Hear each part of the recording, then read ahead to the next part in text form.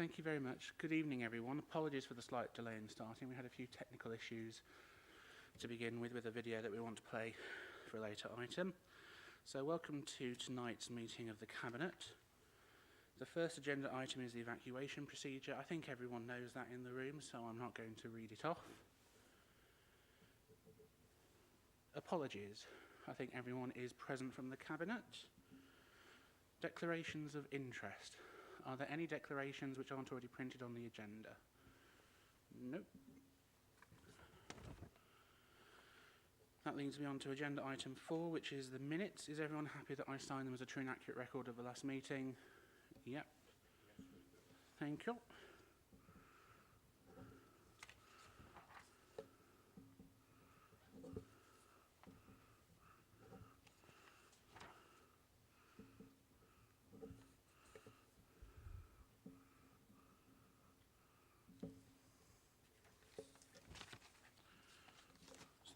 Leads us on to agenda item 5, which is public consultation. I'm not aware of any public consultation and there are no other members of the public present.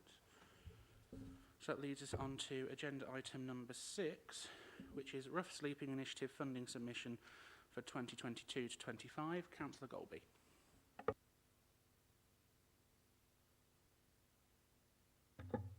Thank you, Chair. I'm not going to speak too much on this. It's pretty straightforward. Everything is explained within the document, and we are looking to expand our funding and our capabilities within our solutions for rough sleeping. And I will just submit the report as written and look for support based on what is in the paper. Thank you, Councillor Golby. Does that receive a seconder? Councillor Croft. Any non-cabinet member? Councillor Condacore. Thank you very much, Chair. Very much support the work we've been doing over the last 4 or 5 years on this. It has been a massive problem, even in places like Weddington, which people don't think of having a rough sleeping problem. People do hide by the railway line and Coronation Walk and things.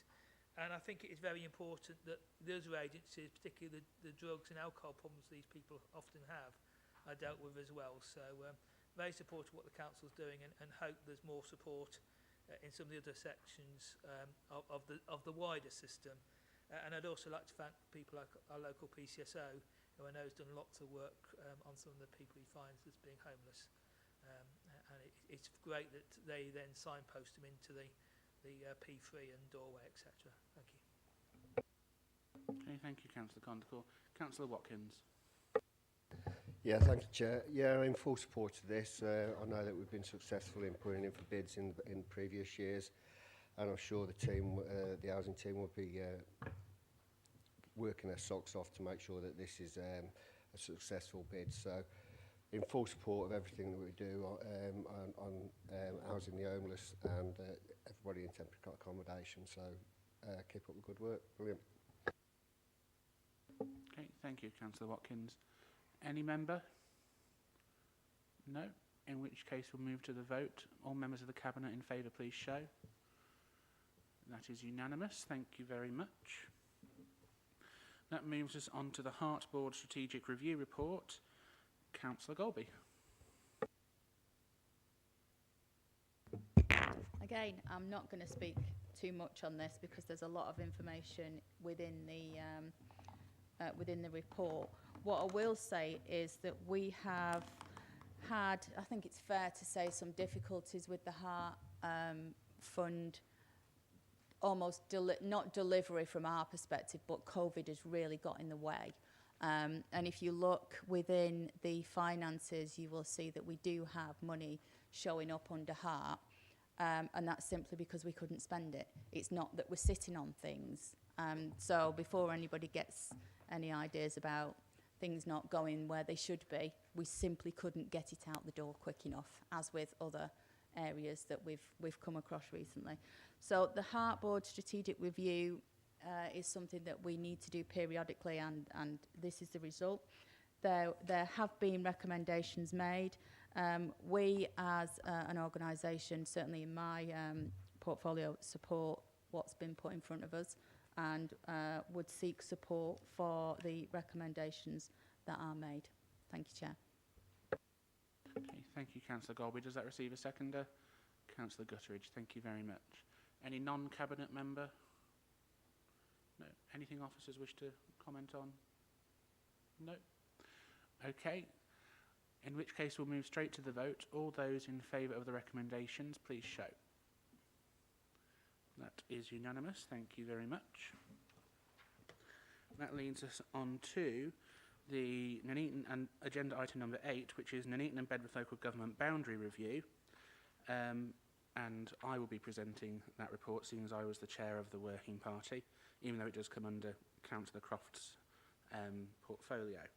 So the report before us is the submission that we have to send off to the Local Government Boundary Commission, as we are required to submit our views as to what we believe the size of the council should be, and the reasoning behind that.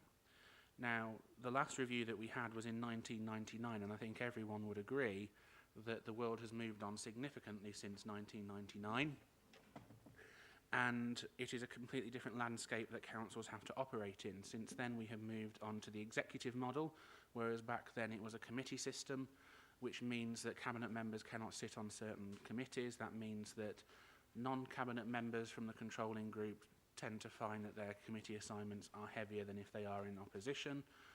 It also means that because of the sheer number actually of strategic relationships we now have to maintain in the modern world requires an awful lot of particularly cabinet member input on that front. We also want to ensure that there is adequate scrutiny of things which are going on.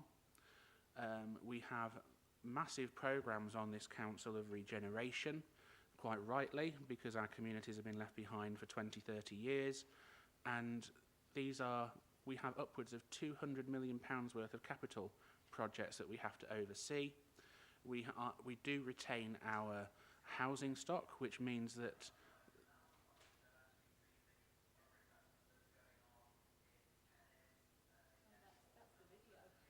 oh. Sorry, there's another video playing somewhere.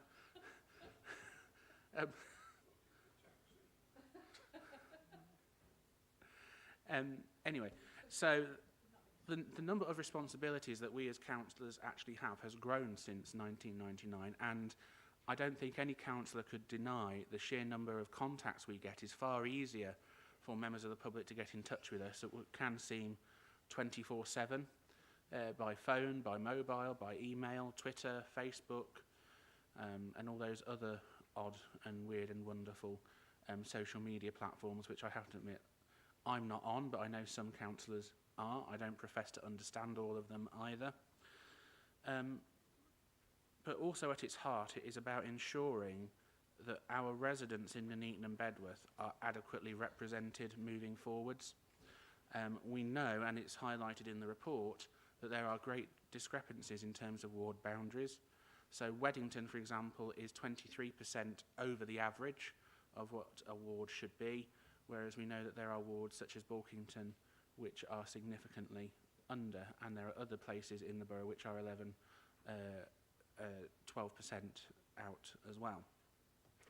We do have to ensure that our proposals are robust enough so that when they come into effect from 2023, that they have a minimum of a 5-year lifespan, so that we have to actually project our housing total figures to 2028 and what the population of Nuneaton and Bedworth will be.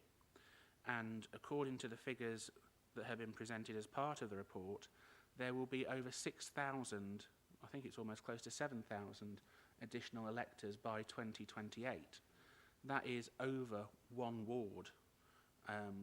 The equivalent of one ward that we have. So this report does seek to ensure that we are submitting for a council which is able to represent as many people as possible, is fair in terms of that representation, and ensures that we are doing our jobs properly, that there are enough councillors to go round, and is fit for the modern age. And this is only the first stage. We have to wait to see what the Boundary Commission comes back with in terms of what they believe our actual size should be. This is just a submission. Then we actually have to work out what the boundaries will be, which will be phase 2 of the work we have to do. And the report also puts forward a recommendation that is approached on the basis as if it was budget and shadow budget procedures. So the controlling group will put forward their proposals, and the opposition parties will have an opportunity to put their proposals forward in terms of what they recommend for boundaries once we have the answer back from the Boundary Commission. So that is my presentation of the report. Does that receive a seconder? Councillor Croft, thank you very much. Any non-cabinet member wish to speak? Councillor Condacore. Thank you very much. I'm well aware that how big Wellington is now. It has been an incredible growth. I've probably got about a quarter more voters, or electors I should say, than I had 4 or 5 years ago. And I hope we're going to change the polling districts as well, because one of my polling districts is 2,500 to one polling station. So I hope when it gets to finer detail, we get to there. I do think an extra 1 or 3 councillors is a good idea, but I wonder whether the council's considered all-out elections, because we will have an all-out election in 2024, and having one-member wards means we can have an odd number, so we don't have all the problems with selecting mayors and casting votes and things. And we do get a bit of a paralysis every time there's an election, so to actually get some more direction to the council, and I'm not saying it might be the thing I'd advocate, but have we considered having all-out elections every 4 years? Because with the county council elections as well, we seem to be permanently in election mode and purdah when we're trying to get things like borough plans and things through. And I do think we need to be increased by as little as possible. So 35 or 37 councillors would be a good option if we were going all out. Thank you. Any, Councillor Watkins?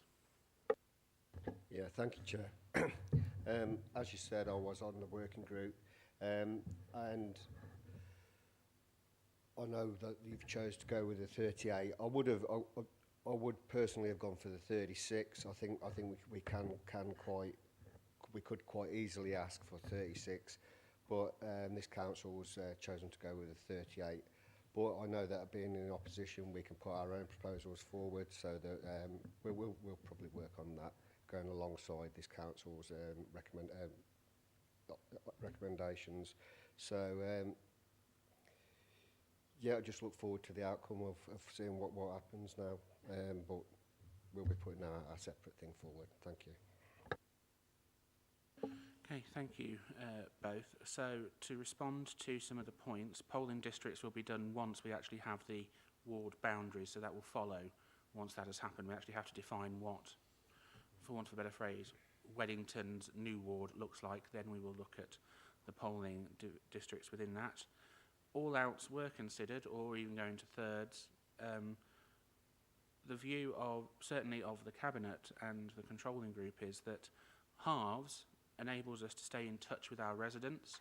Our experience of looking at some of our nearest neighbours, where they are up by their all-outs, means that probably the councillors aren't in as regular contact with the residents as they should be, and this enables us to keep in touch with our residents on a more regular basis, enables the council to be refreshed on a more regular basis, and means that we can actually go out there and enable residents to have their say on the performance of this council more regularly. In terms of the number of councillors, 36 may be the number we get. We have to have, because we are opting to stay by halves, it has to be a number divisible by 2 in terms of the number of councillors. So you couldn't have one ward which has 3 and one ward which has 1 councillor. That just isn't possible when you are up by halves. But our view is that there is a significant extra amount of work which has to be done. We've already seen a surge in the number of voters in the borough already. Then on top of that, another close to 7,000 on top of what we've already seen in terms of an increase is a significant chunk of work which has to be done by councillors, and we need the number of councillors to go with that. So that is the reason why we have submitted what we have. This will now go on to full council to approve for submission to the Local Government Boundary Commission for England. Any other member wish to speak? No? Oh, Councillor Golby. It was just a comment about PERDA. PERDA doesn't affect the business of the council. So just to be clear on that. Thank you, Councillor Golby. Any other member? No, in which case we shall move to the vote. All those in favour of the recommendations, please show. Okay, that is unanimous. Thank you very much. We then move on to building a better borough, which again is in my name. So this is a refresh of the corporate plan, which currently is the Delivering Our Future, which in my view sounds very Orwellian, as I have said before. A lot of work has gone into this, and I have to thank officers and members alike, and indeed the public, for those who have responded to the consultation, which has fed into the refresh of the corporate plan. This sets out the new aims and ambitions of this Conservative administration, therefore the aims and ambitions of this council. And it has been through a significant amount of scrutiny. It has been to the public in terms of consultation, and it has been amended as a result of responses that we have received. And Tom Shardlow, as the director responsible, has gone through those responses laboriously, and with myself we have agreed some minor amendments to reflect some of the thoughts which have come back from members of the public. It did also go to a specially convened joint overview and scrutiny panel of all the scrutiny panels, all three of them, so that all members could have an opportunity to see and scrutinise what was going on. Indeed, myself and Tom presented that, and members were able to question us on what was going on. I think that this is a better corporate plan. It underlines how we want to work as a borough and what we want to be as a borough moving forwards. We want people to come here and live, work and visit in Nuneaton and Bedworth, and we have some very ambitious aims for Nuneaton and Bedworth, and there will be a delivery plan which sits alongside that, and I know that Tom Shardlow is pushing forwards on putting together a delivery plan which goes alongside that. So I'm more than happy to propose the report for adoption to go on to full council. Does it receive a seconder? Councillor Markham. Thank you very much. Any non-cabinet member? Councillor Condacourt. Thank you. It's really useful to have a look through all the comments, and it's very good that the public have actually responded so much to the consultation, and most of what the public say can happily agree with. So I hope this plan doesn't sit on a shelf and actually we do some of these things. And one of the key themes seems to be a greener borough. And I keep on about trees and things. We've just lost an awful lot of trees in the storms, an awful lot of trees through safety works, etc. And so it's quite good that the plans talk about biodiversities and greener borough, but it needs to happen and not just be a wish list. And it's interesting, there's quite a few mentions like comparing us to Warwick and things, and it'd be nice to get those aspirations. So I think it probably is a good phrase, building a better borough sort of thing. And it'd be nice to actually work through and make these things happen. And particularly what's happening in the world, I think some of the emphasis is on renewable energy, sustainability and all those things will be important elements of the plan. Thank you. Thank you, Councillor Condacourt. Okay, any member of the Cabinet? No, in which case we will move to the vote. All those in favour of the report, please show. Okay, that is carried. Thank you very much, unanimously. That then moves us on to the Leisure Update Report. Councillor Markham, are we having the video first or the presentation from Councillor Markham first? I don't know. Okay, Councillor Markham. So thank you, Chair. I make no apology that this is quite a lengthy report, but I think the details are quite important. This is the fourth report being presented to Cabinet on leisure development updates, and this report focusing on the delivery of the Bedworth Physical Activity Hub. On the 10th of November 21, Cabinet approved a range of recommendations to move forward with the development of the Activity Hub project. Following the successful application by Nuneaton and Bedworth Borough Council and announcement on the 27th of October last year of the LUF funding of 14.95 million towards this project. Furthermore, an invited application has been submitted to Sport England for consideration towards capital investment funding, and this should be updated to Nuneaton and Bedworth Borough Council at the end of March this year as to its application outcome. Since the last update, REBA Stage 4A is in the final stages of being completed, expected in April this year. The designs, plans and costings are attached to this report for your information and update at this time. A soft market test has taken place with potential external leisure operators to seek their feedback on the designs developed and to also make them aware of opportunities going forward when the Nuneaton and Bedworth Borough Council look to procure its new leisure facilities contract manager over the next 12 months. The facility mix for the activity hub has evolved to reflect the requirements of the adopted Sport England Strategic Outcomes Planning Guidance, playing pitch strategy, increased capacity for residents and public consultation. The outdoor active design element for the proposed new facility has been challenging due to the levels and access routes into the Miners' Welfare Park. However, as you can see from the 3D images and the computer-generated imagery on display tonight, they provide the look and feel we are looking to achieve in our planning application and delivery of the facility. I can also update Cabinet tonight that on Wednesday last week, the 3rd of March, the planning application for the activity hub has been submitted for consideration by this authority. This was well received from the Sports Minister in his recent visit to Bedworth. So I'd like to play the short video now, please.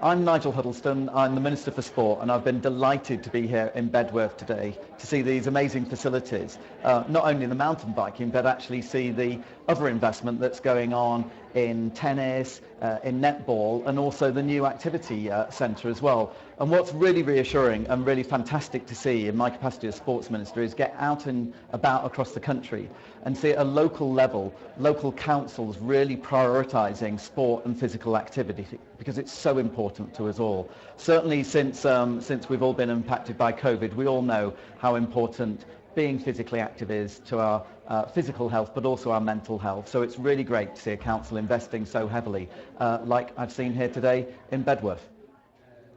Hi, I'm Katie Mametovich, the Leisure and Health Manager from the Nuneaton and Bedworth Borough Council. It's been really exciting today to open our brand new developments of mountain bike trails within the Bedworth Miners' Welfare Park, but also the redevelopment of our tennis and netball courts. The tennis and netball courts have undergone resurfacing works, new floodlighting, as well as new fencing around, which is a really exciting investment to Bedworth. Today marks phase 1 of development works within Bedworth and the Miners' Welfare Park, and we now look forward to introducing phase 2, which will see the planning application go in for the development of Bedworth Physical Activity Hub, which will be the replacement of the current Bedworth Leisure Centre that will be within the Miners' Welfare Park. To find out more information on the Bedworth Physical Activity Hub and see the plans for yourself, please visit www.bnew.co.uk.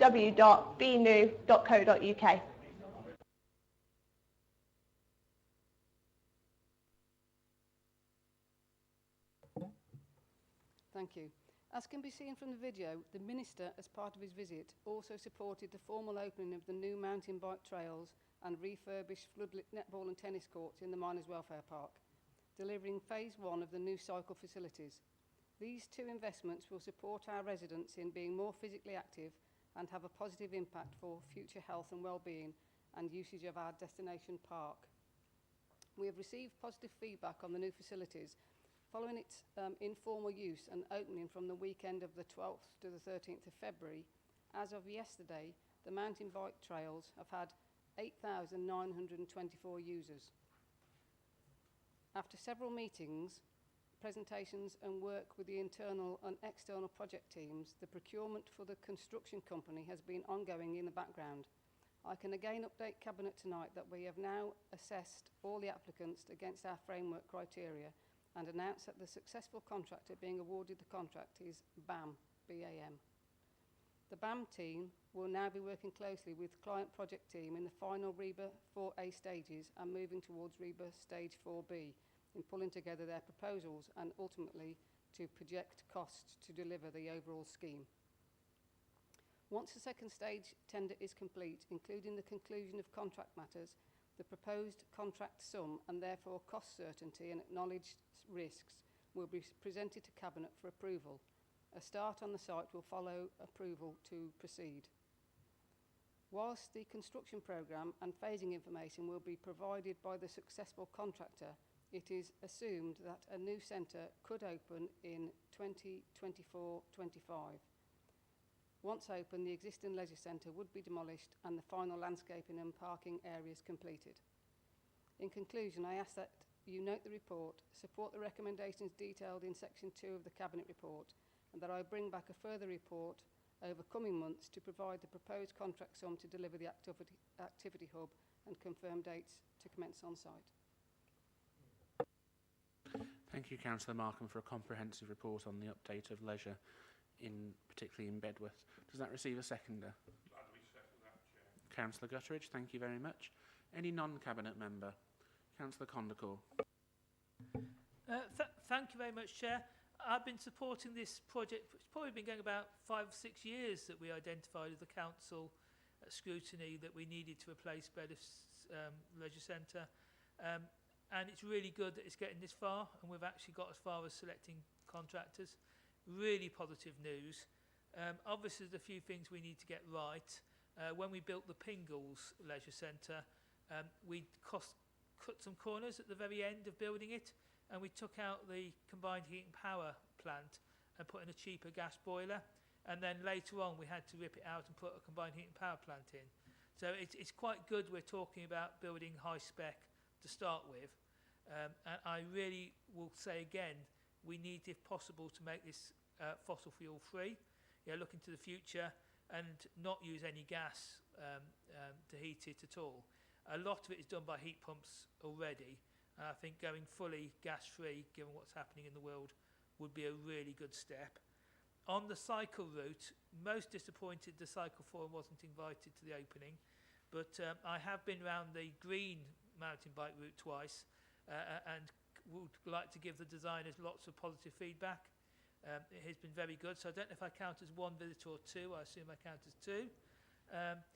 And I haven't been around the red and the blue routes yet, but I think it is a real positive thing. And it was nice when I was doing the park run to see children just playing on the mountain bike track. Some of it was very informal, just sort of scootering backwards and forwards a bit, but it was nice to see it being so well used in February and March. So I think this is a great opportunity for the borough. And I say I was disappointed the cycle forum wasn't invited to the opening. And I am looking forward to lots of great things happening in Bedworth, and hopefully lots of consultation with the various park users. I mean, I do the park run. I don't think that's an issue in terms of declaring it.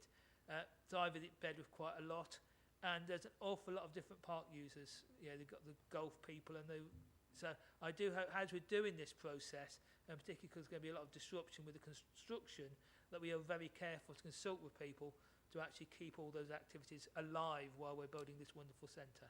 Thank you, Chair. Thank you. Can I just ask a point of clarification? How many members are there actually who attend cycle forum meetings? The meetings are currently online, and it's probably about 8 or 9, but it varies because people like the Canal and Rivers Trust invited, and I think Councillor Gutteridge has been to the odd one. But obviously some of the people who come, like the Cycle Touring Club, they then have members themselves. So it's a discussion group. And we did, as a cycle forum, put a letter of support in for the mountain bike trail, which then obviously helped with the funding application. So I do think they've been very supportive stakeholders. Thank you. Is it a point of clarification, Councillor Gutteridge? Yes, can I just make the clarification about my attending of Cycle Forum? I attended the cycle forum. I asked various questions and I still have not had the answer about how many people use the cycle tracks, and this is the ones in Weddington and in the Borough. I still have not had an answer after many, many months. Great. Thank you, Councillor Guttridge. Councillor Watkins. Yeah, thank you, Chair. I've just got visions of Councillor Guttridge on a bike. It's put me off a little bit. I'd like to thank Councillor Markham for inviting me to the open day. Although it was a bit breezy and a bit cold around the head, it was a good day. I'm told that the mountain bike track is a bit challenging, so that's good to know that it's quite challenging. One thing I would ask if you could try and do this, because when we opened the BMX track at Stockford Rec, what we noted was that the antisocial behaviour went down by something like 51%. So I don't know how you're gonna monitor that, but as in Bedworth Town Centre, perhaps the PCSOs could have a play in it or something. But I know that our PCSOs and police in Stockford noted a 51% decrease. It's good to see that these plans are coming to fruition now, and I look forward to seeing the finished product and seeing visitors come into not only Bedworth but to the Borough. Thank you, Chair. Okay, thank you, Councillor Watkins. I'll bring you back in a minute, Councillor Markham. I'm glad that you enjoyed it, because Councillor Markham and I had a discussion about this, didn't we? And I asked for you to be invited because it's more than I ever got when I was Leader of the Opposition. Anything like this, the Opposition was automatically excluded from. So I wanted to make sure that you were there so that you could actually see what was going on too. In terms of the cycle forum, we did until Storm Eunice actually struck us that day, because it disrupted more than one set of plans that we had for that Friday. There were plans for over 100 people to attend. So we had to prioritise who was there, and that did mean, unfortunately, the cycle forum wasn't invited.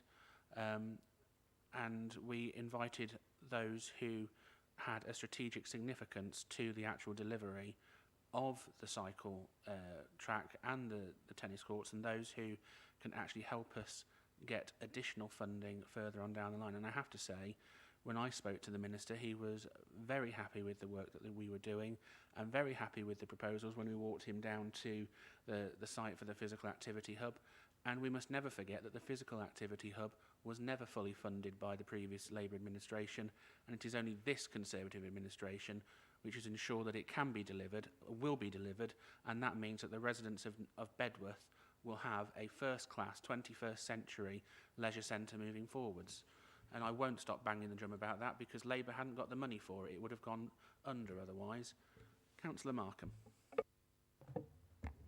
You've actually said exactly what I was going to say about the people that we actually did invite, we had to invite, and whether we were limited numbers, so you've just said what I was going to say.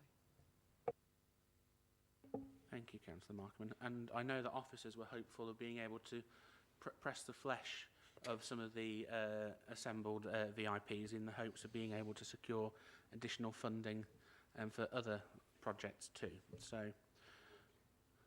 any other member have anything they wish to raise? No? In which case, the recommendations are as printed. All those in favour, please show. That is unanimous. Thank you very much. That moves us on to agenda item number 11, which is Councillor Smith. Yes, thank you, Chair. This report seeks Cabinet approval to update the Council's street naming and numbering policy and to recommend the renaming of Rowan Ringway to Jubilee Way. The Civic Honours Subcommittee met in February and considered a report in connection with changes to the Council's street naming policy to enable the recognition of individuals who've contributed to the civic life of this borough. As a result, the subcommittee recommended a number of changes to the policy, which are shown at Appendix A in your report. The key changes to the policy are to reinsert reference to the Public Health Act 1925 and update the policy to permit the naming of streets after living individuals, subject to safeguards. Also, add a provision to name streets after living or dead individuals after reasonable attempts have been made to obtain consent from that individual or the next of kin. Secondly, the subcommittee also expressed a wish to mark the Platinum Jubilee of Her Majesty the Queen, which is due to be celebrated in June this year. So the report also seeks authority to implement a change in the name of Rowan Ringway to become Jubilee Way, to mark this very special and unique occasion. Thank you, Chair. Thank you very much, Councillor Smith. And as Chair of the Civic Honours Subcommittee, I am delighted to second the recommendations as printed. Any non-Cabinet member? Councillor Condacor. Thank you. It's been asked by a few people how much the change to Jubilee Way would actually cost. So I think that would be a useful thing to know. And also, there is a lot of people in the borough who have, over the years, served the borough well. And I do hope that some of the new roads on some of the new estates might be named after people. I mean, people like Richard Chataway, who worked for years and years in Bedworth, if his family were interested, might want something named after him. So I'm all for people being named posthumously, but I do think we need to be careful about living people, because we know what happened with Prince Andrew, and you can name roads and then new things can be found out. So I think there was good reason why we only named roads after people who had died, and obviously we could have exceptions and think about that, but I think we do need to be careful about people who are still very active, who haven't finished their careers, naming roads after people. And so I would like the Cabinet to tell us how much this road name change would cost, both ourselves and everyone else in the greater system, because obviously there's a cascade of costs for anything that's addressed Rowan Ringway or etc. Thank you. Thank you, Councillor Condacor. Councillor Watkins. Yeah, thank you, Chair. Whereas I have no objections with the actual policy, I do have an objection with the renaming of the Rowan Ringway. I cannot see the point in it. I think it's the wrong thing to do, especially breaking our ties with Rowan, that we're twinned with, especially in these times of war with the Ukraine. I also think that we could quite easily ask some developers to honour the Jubilee by naming, if not roads, streets, or even an estate as Jubilee Estate or Queen Elizabeth Estate or whatever. So whereas I've got no problems with the policy, I have got problems with renaming Rowan Ringway Jubilee Way. Thank you, Chair. Thank you, Councillor Watkins. To answer a few points, in terms of living people, there are safeguards, as Councillor Smith alluded to, within the actual policy, so that any proposal for any living person would actually have to go to the Civic Honours Subcommittee. It wouldn't just automatically be granted. It would be referred to the committee to actually make that determination.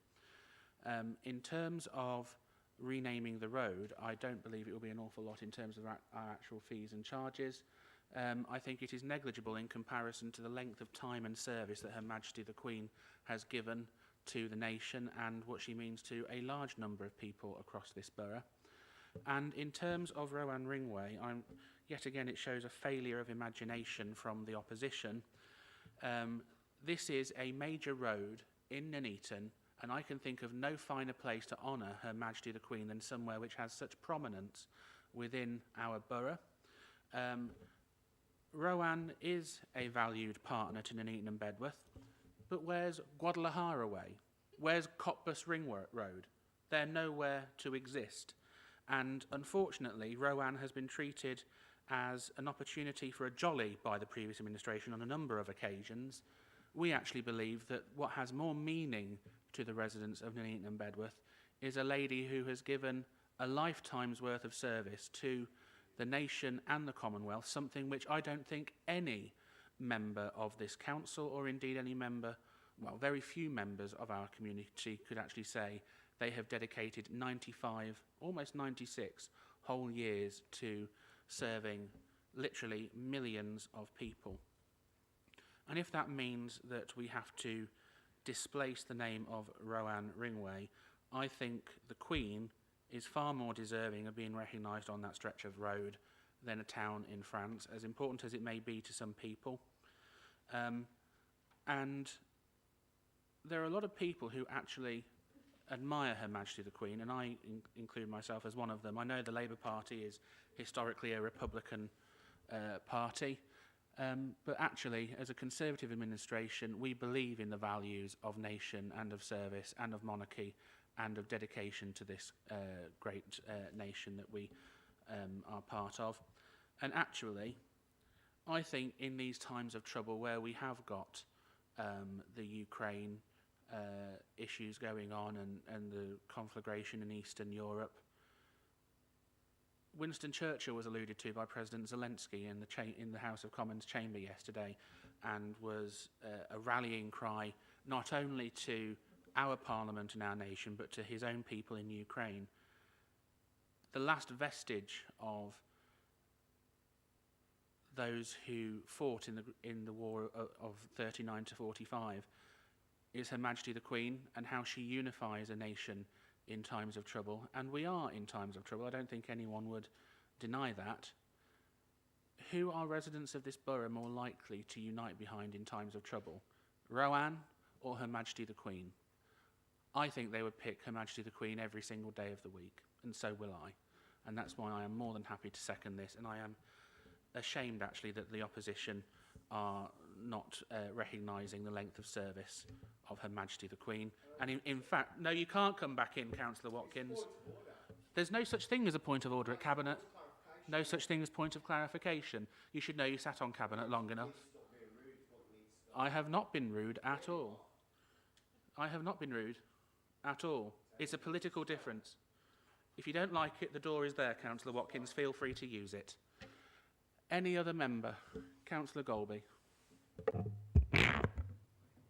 It shouldn't surprise anybody that the Labour group are not supporting this, because they cut the money for the budget celebrations for the Jubilee in their proposed budget.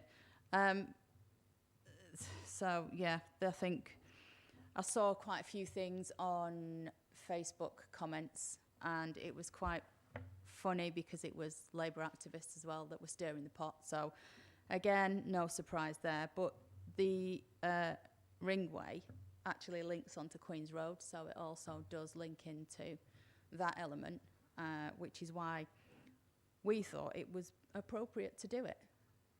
I agree with things that you've just said there. What better way would there be? And it's not going to cost that much in the grand scheme of things. And as far as naming roads after people, the suggestion that we need to be careful, well, if that was the case, you would never name a road after a human being, because things come out after people die, things don't come out after people die. What difference does it make if you've got somebody who is serving the borough in a way that is deserving of an honour of having a road named after them? Then I'm sure the due diligence will be done at the point of the suggestion. I think Councillor Kandaka might be worried that we're going to name history after me. Well, there's a thought, Councillor Golby. Councillor Guttridge. Thank you, Chair. I fully support this. I fully support renaming it to the Jubilee Way. It is a fitting tribute to Her Majesty, the Queen. She's been a monarch for 70 years, and I think it's damn right we should name it to her. She is the head of the Commonwealth, and she is the longest serving monarch we've had, and I think it is a fitting tribute. You only have to move further up the road to the George Eliot Hospital. We have named a ward there, the Sir Tom Moore, after a great gentleman who fought in many wars. I fully support this, that we rename it the Jubilee Way.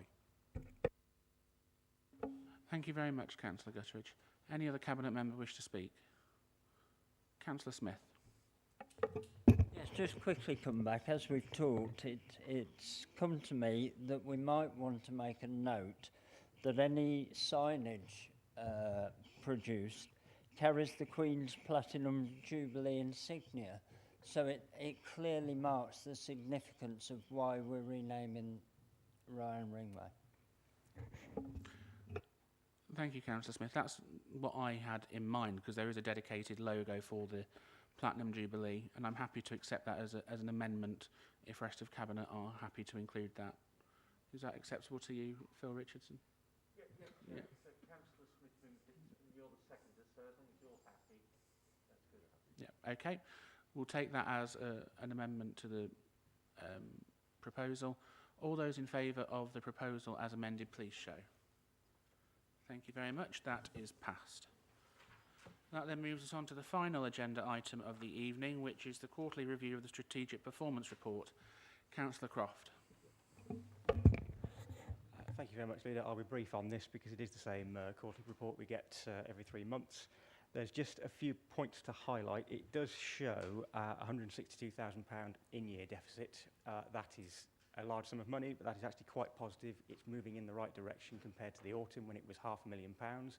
And I understand from the finance officers it's considerably lower in the months of 2022. So we are on track to get that as close to budget as possible by year end.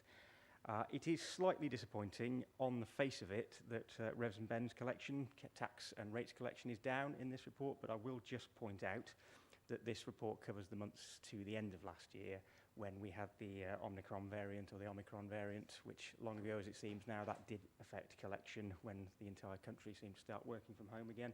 And of course it covers the end of year close at Christmas. So I would just like to point those things out for Cabinet. And I will flag, because he's in the room, Director Shardlow, page 12 shows the absolutely splendid progress that we've made on customer complaints. We've been talking about that problem for years, and we finally get it down to a manageable and acceptable level. So I shall move the report as printed, Leader. Thank you very much, Councillor Croft. Does that receive a seconder?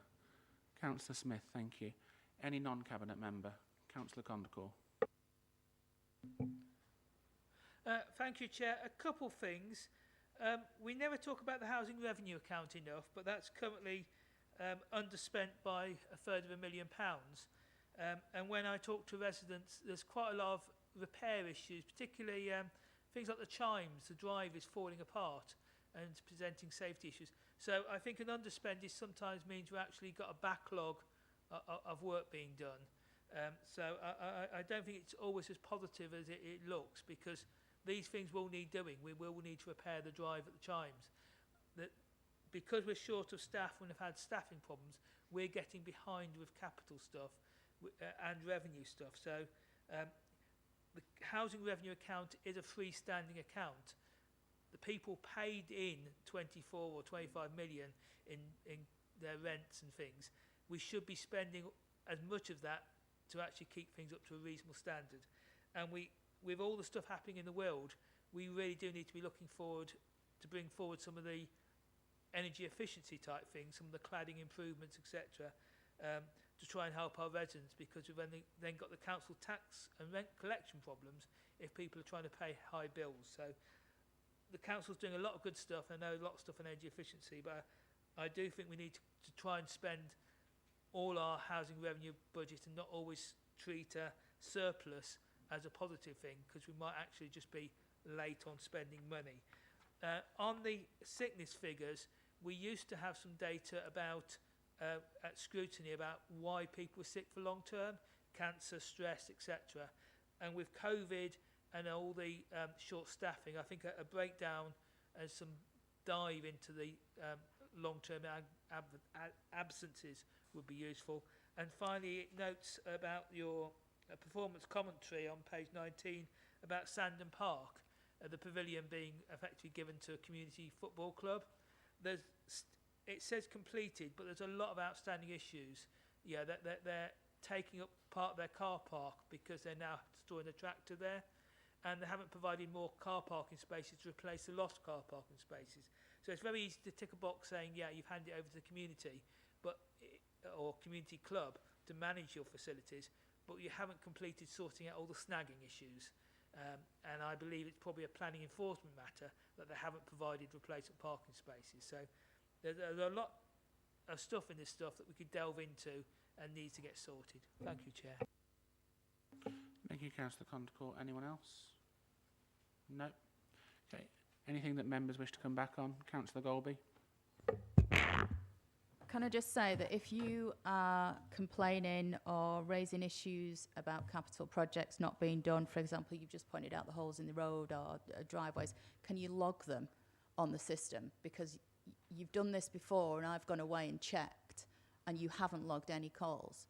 So you need to start logging the calls so we can start data analysing and we can point things in the right direction of where they need to be, instead of waiting until you get to a cabinet meeting and then bringing it up. We are doing an awful lot of work in my portfolio with regards to addressing issues that we know exist. We know we've got problems. The recent HRA budget that was brought to this council will show that we are looking to increase headcount in certain places. We have a lot of stuff to do to clear up the backlog of non-existent policies. That is something that's going to be coming to the fore, which will help the throughput of work that we need to do in this council as a business. Because if you didn't hear me say it at the last HRA budget, we are taking a much more commercial outlook. And that is a whole end-to-end process. This is an initial start of that. We are at the start of what is going to be a long journey. I did say that as well. It's not going to happen overnight.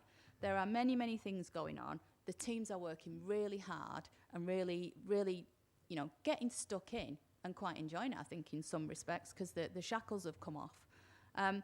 So if the only thing I can say that is start reporting these things.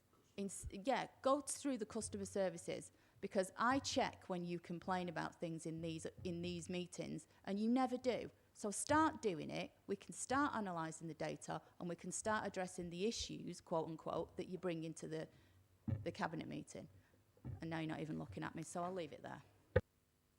Thank you very much, Councillor Golby. Anything you want to come in on, Brent? Thank you, Chair. Just a couple of points there. First, in terms of the more detailed breakdown of reasons for sickness absence, and particularly long-term stuff, that goes as an annual report to the OSP committee. So that I would certainly think would go, and that's the normal way of approaching that. And just to flag that this is by virtue of it being a strategic report, then you can't dive into that detail within this report. And then the second point, just in terms of Sandon Park Pavilion there, the whole point of handing it over is to open up the ability for that club and the organisation there to access funding that the council can't access to carry out work. So it's inevitably the case. In fact, it's a very good thing that works are taking place after we have completed what we aim to do within that strategic plan. It would probably be a bad thing if works weren't taking place after we'd handed it over, because they wouldn't have been able to access the funds to do that. So I think it's that differentiation between what the council sets out as its objective up to a certain point in time, to then allow other things to occur after that. Chair. Thank you. Thank you, Brent. Any other member? I'm not seeing anything. So shall we move to the vote? All those in favour, please show. Thank you very much. That is passed. That moves us on to recommendations from OSPs. There are none, and there are no any other items, so I will thank everyone for their attendance and declare the meeting closed. Can we turn off the live stream, please? Thank you.